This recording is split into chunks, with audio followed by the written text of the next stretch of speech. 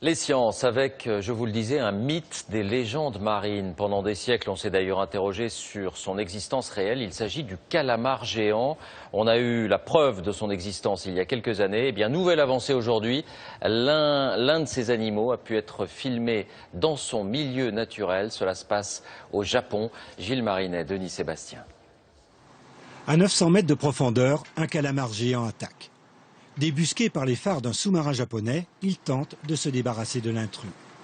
L'animal doit peser 200 kg et surtout, il mesure 8 mètres de longueur, l'équivalent de 4 plongeurs à la file. C'est la première fois que des scientifiques peuvent observer cette espèce carnivore dans son milieu naturel, l'obscurité et le froid des grands fonds.